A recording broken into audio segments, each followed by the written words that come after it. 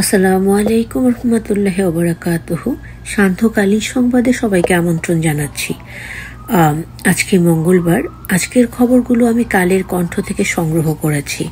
প্রথমে থাকবে সংবাদ শিরোনাম, তারপরে বিস্তারিত খবরে যাব।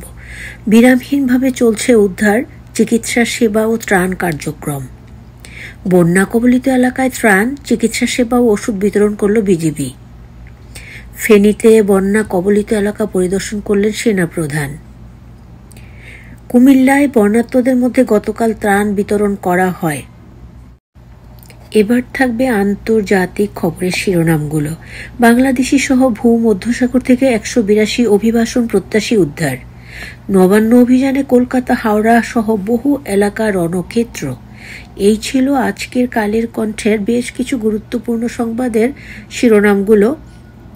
এবার তাহলে চলো আমরা বিস্তারিত খবরগুলো শুনে নেই। এতক্ষণ শুনছিলেন সংবাদ শিরোনাম, এবার বিস্তারিত খবর।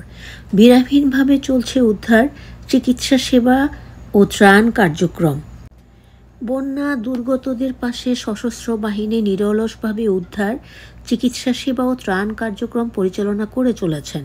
সশস্ত্র বাহিনী বিভাগ কর্তৃক বন্যার্তদের ত্রাণ সহায়তা কার্যক্রমের অংশ হিসেবে এ পর্যন্ত 6,000 কেজি চাল, শিশু খাদ্য 9,690 প্যাকেট, 500টি মোবাইল সেট, 40,500টি পানি বিশুদ্ধকরণ ট্যাবলেট, 43,460টি স্যানিটারি ন্যাপকিন, 70 কার্টুন পোশাক এবং 1,588টি বিভিন্ন ধরনের খাবারের প্যাকেট বিতরণ করা হয়েছে। পাশাপাশি সশস্ত্র বাহিনী কর্তৃক বিশেষজ্ঞ ডাক্তারের সমন্বয়ে 7টি অস্থায়ী মেডিকেল টিমের মাধ্যমে মঙ্গলবার মোট 2,552 জনকে চিকিৎসা সহায়তা প্রদান, 2,500 জন বন্যা দুর্গত ব্যক্তিকে উদ্ধার, 41,827 প্যাকেট খাদ্য সামগ্রী এবং 3,250 জনকে রান্না করা খাবার বন্যার্তদের মাঝে বিতরণ করা হয়েছে। গতকাল রাতে আন্তঃবাহিনী জনসংযোগ পরিদপ্তর আইএসপিআর এক সংবাদ বিজ্ঞপ্তিতে তথ্য জানায়। আইএসপিআর জানায়, বন্যা কবলিত এলাকার সার্বিক পরিস্থিতি জানার জন্য সেনাবাহিনী প্রধান জেনারেল ওয়াকারুজ্জামান গতকাল ফেনী জেলার ছাগলনাইয়া এবং নৌবাহিনী প্রধান অ্যাডমিরাল এম নাজমুল হাসান ফেনী জেলার ফুলগাজী উপজেলায় ক্ষতিগ্রস্ত এলাকাসমূহ পরিদর্শন করেন। পরিদর্শনকালে সেনাবাহিনীর প্রধান ফেনী জেলার ছাগলনাইয়া এবং তৎসংলগ্ন এলাকায় বন্যা দুর্গতদের মাঝে ত্রাণ বিতরণ করেন। এরপর বন্যা দুর্গতদের কাছে থেকে প্রয়োজনীয় দ্রব্য সামগ্রীর চাহিদা সম্পর্কে জেনে নেন এবং স্বেচ্ছাসেবী সংগঠনের প্রতিনিধিদের কাছ থেকে চলমান উদ্ধার ও ত্রাণ বিতরণ কার্যক্রমকে অধিকতর ফলপ্রসূ করার লক্ষ্যে করণীয় বিষয়সমূহ সম্পর্কে মত বিনিময় করেন। এ সময় তিনি উদ্ধার ও ত্রাণ বিতরণের কাজে নিয়োজিত সেনা সদস্যদের প্রয়োজনীয় দিক নির্দেশনা প্রদান করেন। নৌবাহিনী প্রধান ফুলগাজীর বন্যা কবলিত বিভিন্ন স্থলে সরেজমিনে পরিদর্শন করে জনসাধারণ ও সংশ্লিষ্ট সবার সঙ্গে মত বিনিময় করেন এবং উদ্ধার কার্য, ত্রাণ বিতরণ ও সুচিকিৎসা প্রদানের সঙ্গে সংশ্লিষ্ট সকলকে প্রয়োজনীয় দিক নির্দেশনা প্রদান করেন। এছাড়াও উক্ত উপজেলায় 30 বেডের ফিল্ড হাসপাতাল স্থাপনের মাধ্যমে নৌবাহিনী বন্যা দুর্গত এলাকায় চিকিৎসা সেবা প্রদান করছে। একই সঙ্গে বাংলাদেশ বিমান বাহিনী আজ 12টি হেলিকপ্টার দিয়ে 32টি সর্টির মাধ্যমে বন্যা দুর্গত এলাকায় উদ্ধার ও ত্রাণ কার্যক্রম পরিচালনা করছে। বন্যা কবলিত এলাকায় ত্রাণ, চিকিৎসা সেবা ও ঔষধ বিতরণ করল বিজিবি।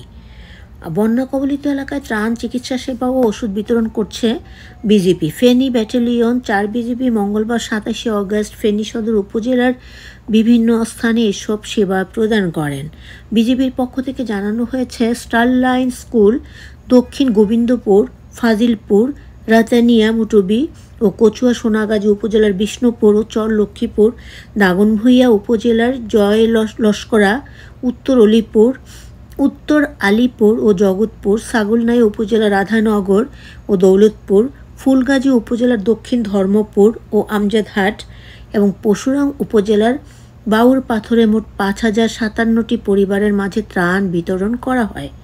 ত্রাণ সামগ্রী ঢাকা থেকে হেলিকপ্টারে ফেনী, ছাগলনাইয়ার যশপুরে নিয়ে আসা হয় এবং পরে তা আশ্রয় কেন্দ্রগুলোতে বিতরণ করা হয়। এছাড়া বিজিবির কুমিল্লা ব্যাটালিয়ন 10 বিজিবি ফেনী সদর উপজেলার গীতাবাড়ি এলাকায় 1200টি পরিবারের মাঝে তার ত্রাণ সামগ্রী বিতরণ করেছে। বিজিবি আরও জানায়, কুমিল্লার বুড়িচং ভরসার বহুমুখী উচ্চ বিদ্যালয়, ফেনী সদর হাসপাতাল এলাকা, মৌলভীবাজারের পদ্মা মেমোরিয়াল পাবলিক উচ্চ বিদ্যালয় এবং খাগড়াছড়ির দীঘিনালা উপজেলার বাবুছড়া ও নোয়াপাড়া এলাকায় 2332 জন রোগীকে বিনামূল্যে চিকিৎসা সেবা ও ঔষধ প্রদান করা হয়েছে। উল্লেখ্য, বিজিবি এখন পর্যন্ত 34,196টি পরিবারের মাঝে ত্রাণ এবং 5,166 জনকে চিকিৎসা সেবা প্রদান করেছে বলে তারা দাবি করেছে। কমছে পানি, বাড়ছে দুর্ভোগ। নোয়াখালী ছাড়া অন্য 10 জেলার বন্যা পরিস্থিতির উন্নতি হয়েছে, তবে কবলিত এলাকায় বিশুদ্ধ পানি ও খাদ্য সংকট মারাত্মক আকার ধারণ করেছে। প্রয়োজনের তুলনায় কম ত্রাণ সামগ্রী দেয়া হচ্ছে। অনেক দুর্গত এলাকার মানুষ কোনো ত্রাণ পায়নি বলে অভিযোগ। এদিকে পানি নামতে শুরু করা রাস্তাঘাটের ক্ষত ফুটে উঠেছে। অনেক কষ্টে বাড়ি ফিরে পড়তে হচ্ছে অনেক ভোগান্তিতে। ভেঙে যাওয়া বাড়িঘর ঠিক করতে যা যা প্রয়োজন তার কিছুই পাওয়া যাচ্ছে না। শিগগিরই স্বাভাবিক অবস্থা ফিরছে না। সব মিলিয়ে পানি কমলেও দুর্ভোগ বাড়ছে বন্যা কবলিত এলাকায়। প্রতিদিনের পাঠানো খবর, কুমিল্লা ও 14 গ্রাম। কুমিল্লা জেলার বন্যা পরিস্থিতির সামান্য উন্নতি হয়েছে, তবে গোমতী নদীর পানি কমেছে। গতকাল বিকেলে পানি উন্নয়ন বোর্ড জানিয়েছে, বর্তমানে বিপদসীমার 3 সেন্টিমিটার উপর দিয়ে প্রবাহিত হচ্ছে নদীর পানি, যেটি সোমবার ছিল বিপদসীমার 42 সেন্টিমিটার উপরে। এছাড়াও 22 অগস্ট সর্বোচ্চ বিপদসীমার 134 সেন্টিমিটার উপর দিয়ে প্রবাহিত হয় পানি। গোমতীর পানি কমলেও জেলার 17টি উপজেলার মধ্যে 14টিতেই বন্যা এখনও ভয়াবহ আকার ধারণ করে আছে। চারদিকে দুর্ভোগ আর হাহাকার। বিশেষ করে বানের পানিতে তলিয়ে থাকা মনোহরগঞ্জ ও লাঙ্গলকোট উপজেলায় বন্যা পরিস্থিতি ভয়াবহ। 2 উপজেলায় বানভাসী মানুষের মধ্যে ত্রাণ ও বিশুদ্ধ পানির চরম সংকট রয়েছে। এদিকে 22 অগস্ট রাতে বুড়িচং উপজেলার বুড়বুড়িয়া এলাকায় গোমতী নদীর প্রতিরক্ষা বাঁধের ভাঙনের স্থান দিয়ে এখনও লোকালয়ে পানি প্রবেশ করছে। এতে নতুন নতুন এলাকা প্লাবিত হচ্ছে। বুড়িচং পাশের ব্রাহ্মণপাড়া উপজেলা এখনও লক্ষাধিক মানুষ পানিবন্দী অবস্থায় রয়েছে। এসব এলাকায় দেখা দিয়েছে তীব্র খাদ্য বিশুদ্ধ পানির সংকট। এছাড়া জেলার প্রতিটি বন্যা দুর্গত এলাকায় নৌযানে রয়েছে তীব্র সংকট, জানিয়েছে বানবাসীরা। এদিকে 14 গ্রাম উপজেলার কাকরি ও ডাকাতিয়া নদীর পানি কিছুটা কমলেও লোকালয়ে পানি ধীর গতিতে নামছে।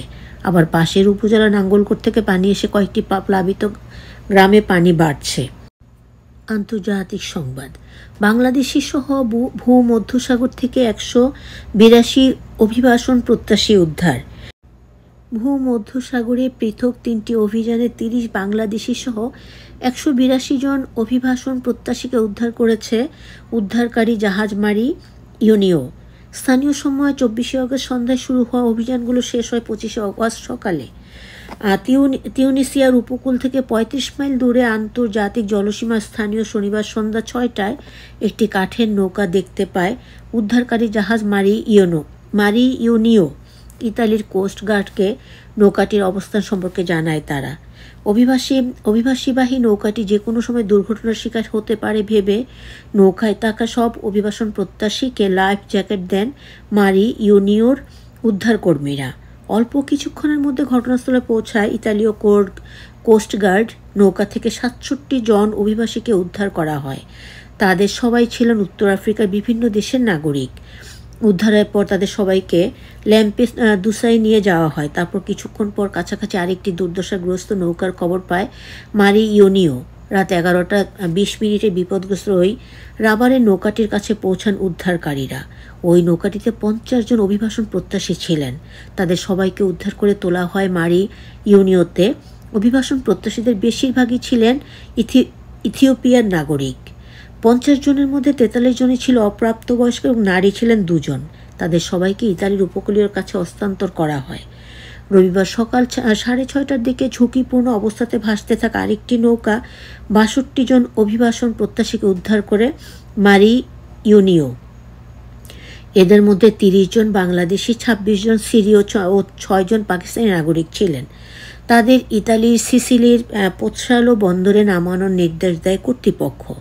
তৃতীয় নৌকার যাত্রীদের উদ্ধারের পর একটি আবেগঘন পরিবেশ তৈরি হয় উদ্ধারকারী জাহাজের ডেকে ও অভিবাসন প্রত্যাশীরা স্বেচ্ছাসেবকদের জড়িয়ে ধরে তাদের উদ্ধারের জন্য ধন্যবাদ জানায়।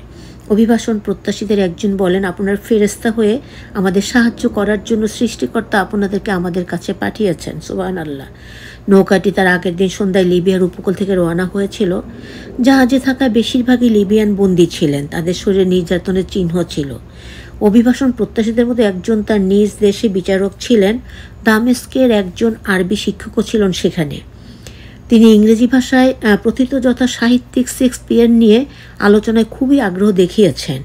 ইতালির নাগরিক সমাজ পরিচালিত বেসরকারি সংস্থা মেডিটেরিয়ান সেভিং হিউম্যান্সের 18তম উদ্ধার অভিযান ছিল এটি।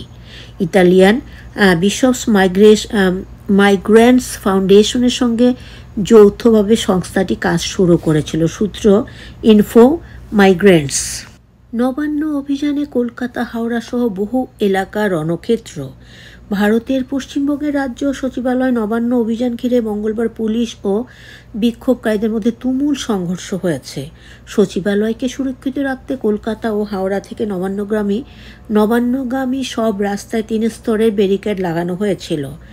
তবে তার পিছনে ছিল প্রচুর সংখ্যক পুলিশ। দাঙ্গা পুলিশও মোতায়েন করা হয়েছিল। ছিল জলকামান। পুলিশের একটাই লক্ষ্য ছিল সচিবালয় নবান্নে কোনো বিক্ষোভকারী যেন ঢুকতে না পারে। কলকাতার আর.জি. কর মেডিকেল কলেজ ও হাসপাতালে তরুণী চিকিৎসককে ধর্ষণ ও খুনের প্রতিবাদে পশ্চিমবঙ্গ ছাত্র সমাজে নবান্ন অভিযানের ডাক দিয়েছিল। এত নিরাপত্তা ব্যবস্থার মধ্যেও দুপুর 1টার পর থেকে কলকাতা ও হাওড়া থেকে নবান্নগ্রামী রাস্তায় হাজার হাজার বিক্ষোভকারী সমবেত হয়। পুলিশের পক্ষ থেকে বলা হয়, এ ধরনের বিক্ষোভের কোনো অনুমতি নেই, তারা যেন চলে যায়। কিন্তু জাতীয় পতাকা হাতে নিয়ে বিক্ষোভকারীরা জানিয়ে দেয় তারা ফিরে যাবে না। এরপর বিভিন্ন রাস্তায় যা ঘটল তা এক কথায় পুলিশের ব্যারিকেড ভাঙার চেষ্টা, পুলিশের সামনে জলকামান ছোড়া, কাঁদানে গ্যাসের শেল ফাটানো, নির্বিচারে লাঠি চালানো এবং বিক্ষোভকারীদের ইট ছোড়া। ইটের আঘাতে একাধিক পুলিশ আহত হয়েছেন। চণ্ডীতলা থানায় আইসির মাথা ফাটে, আবার পুলিশের লাঠি জলকামানে বেশ কয়েকজন বিক্ষোভকারীও আহত হয়। অনেক জায়গায় বিক্ষোভকারীদের রাস্তায় পড়ে থাকতে দেখা যায়। এদিন ডয়চে ভেলের চিত্র সাংবাদিক সুব্রত গোস্বামী ছিলেন college street, Mahatma Gandhi road সহ কলকাতার দিকে।